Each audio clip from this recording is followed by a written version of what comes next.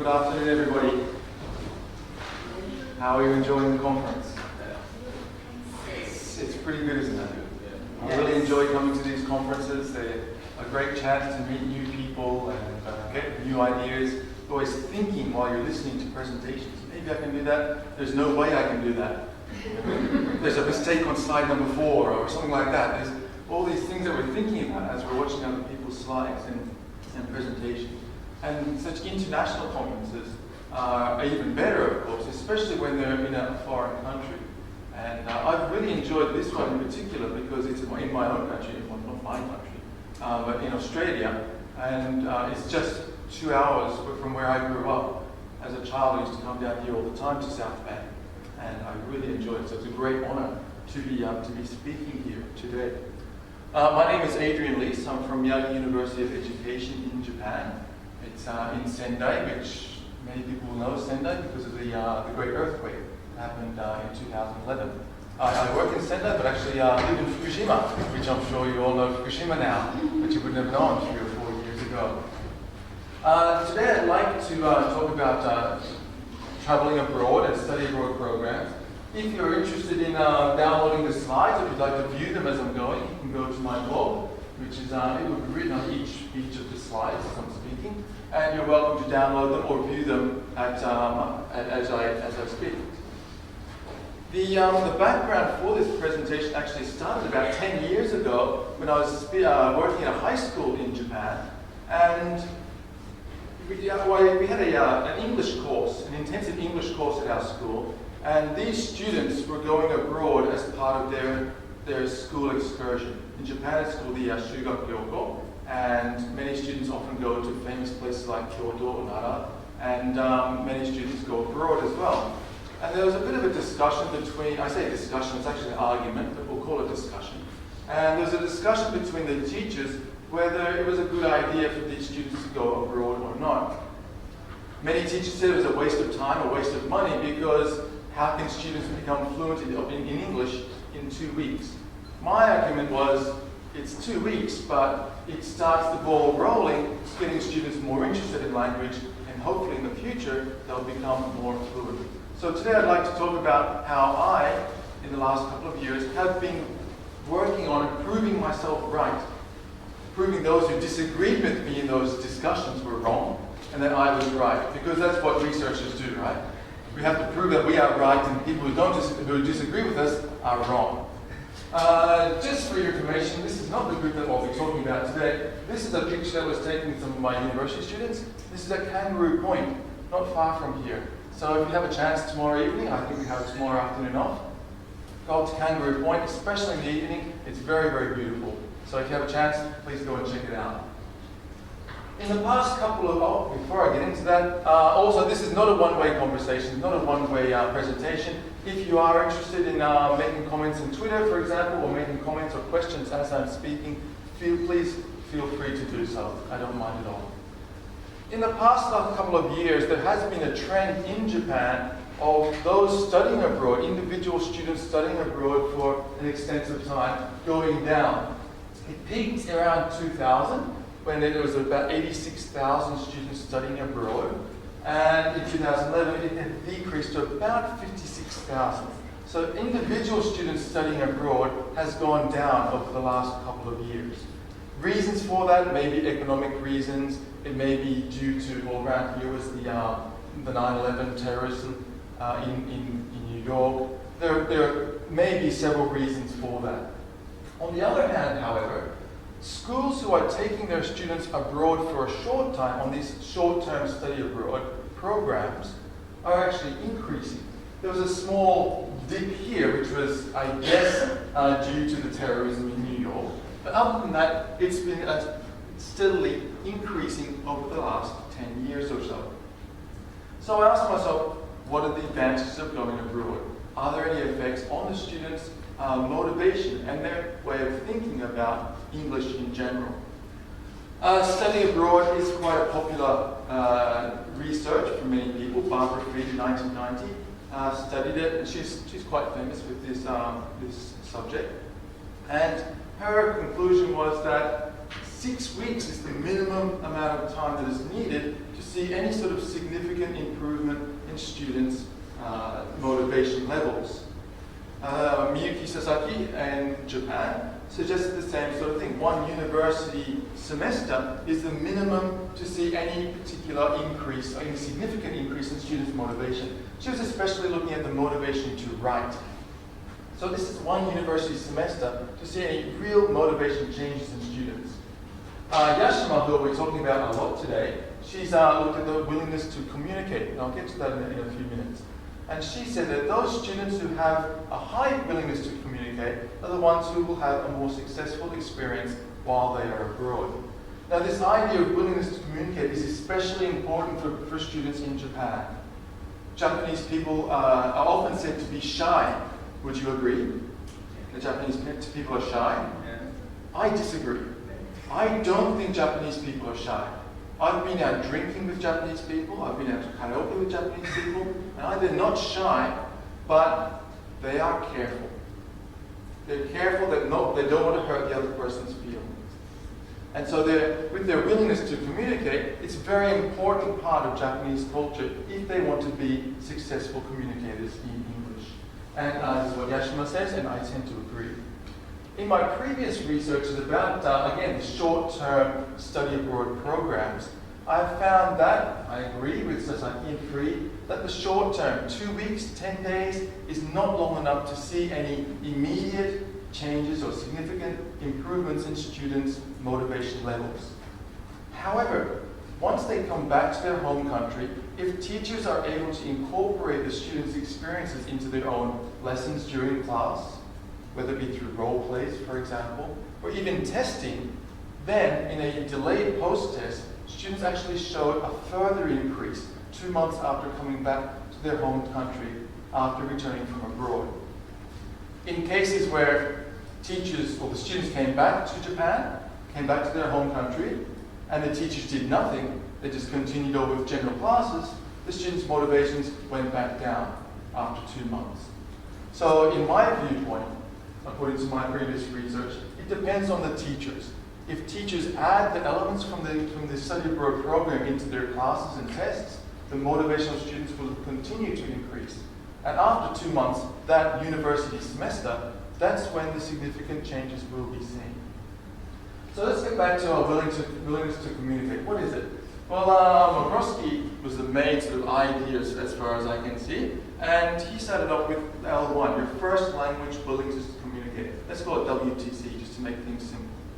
And the idea here is that willingness to communicate reflects on how eager humans are to initiate conversation or initiate communication. The key word here is initiate, to start the conversation, to get it going.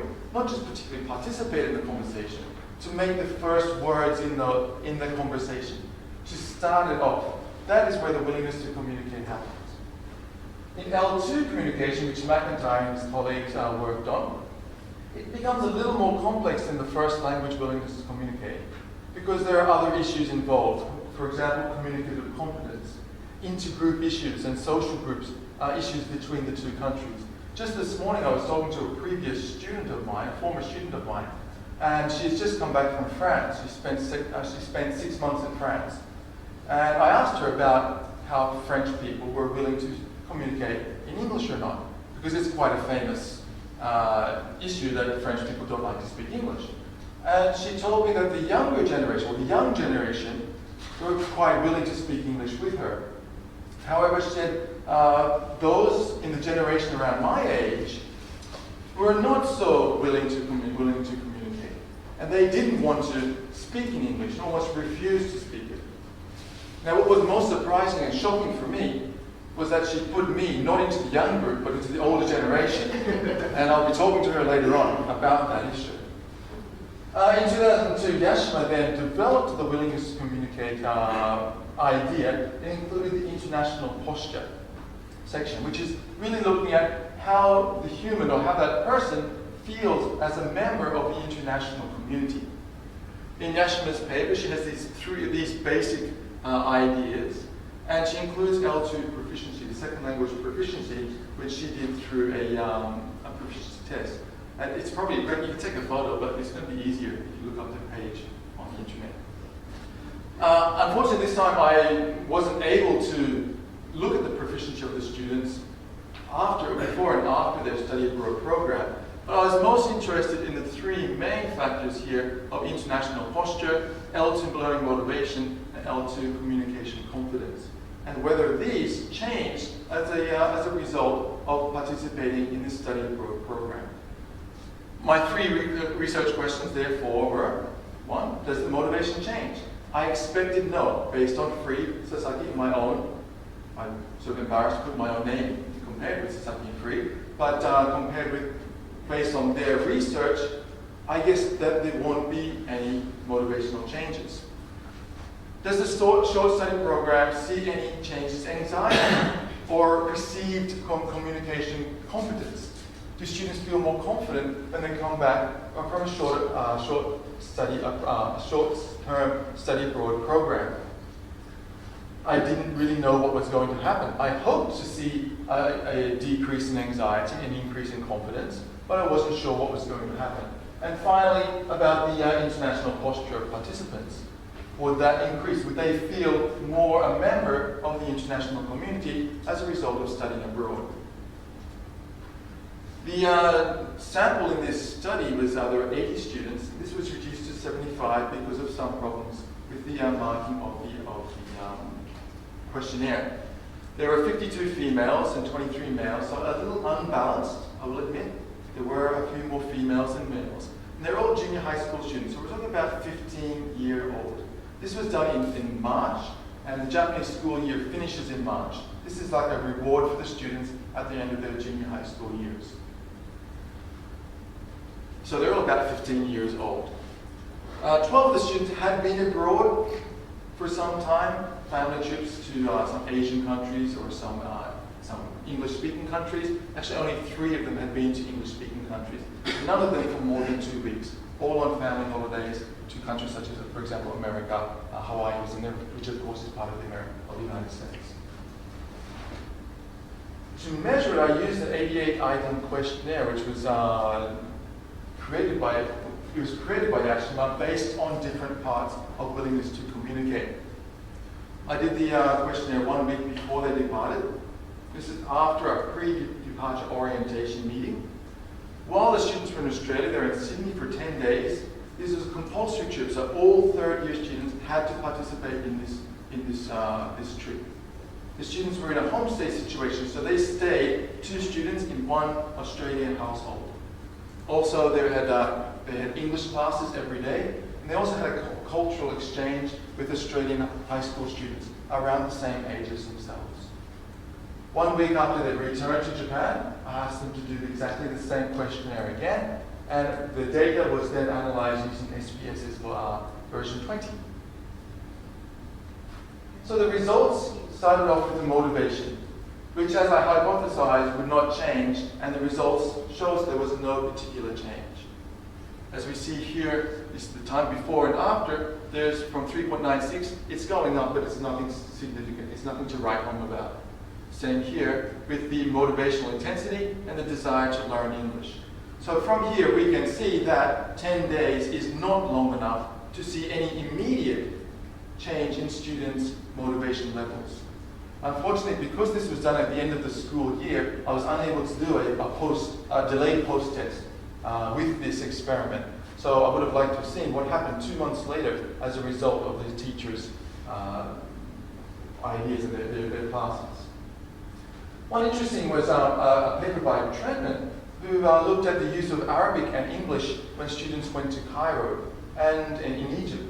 And the paper suggests that students tend to use their mother tongue too much while they're abroad if they're part of a school trip. I tend to agree, perhaps that is the reason why their motivation didn't improve over this time. If students had gone alone and they had no opportunity to use their mother tongue, perhaps the motivation would have increased a little more. That's an area for further research. Luckily, the anxiety of students, well, I say luckily, or thankfully I should say, the anxiety of students did decrease significantly. And it's quite a good figure here. It started off at 63, which is fairly high, I feel, and decreased down to 50 or 55 after 10 weeks. And this is quite significant at, where's my pencil? 101, and my effect size is medium sort of strength. I would like those a little higher, but as my confidence intervals show that maybe the number of students had increased, I would have some better figures here. But I'm still happy to see that there is a large decrease, a significant decrease in the anxiety students feel about using English. The increase in the perceived confidence, however, was not quite enough. It's very close. It's about 0.06 on t-test, but not high enough to be seen as statistically significant. So from here, I can see that anxiety was decreasing.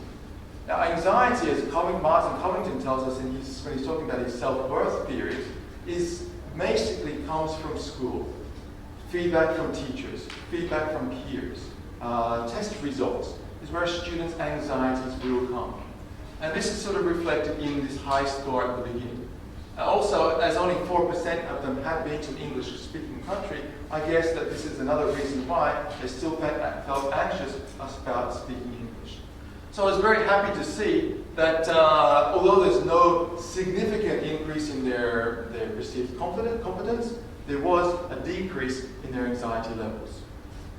The third question, look at the international posture, where again we're seeing an increase in their feeling as a member of the international society. Some really good figures here.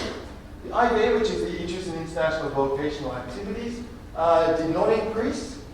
And another one here, which is interest in foreign affairs, was not included because it had a very low reliability in the Cronbach's alpha when I analyzed that.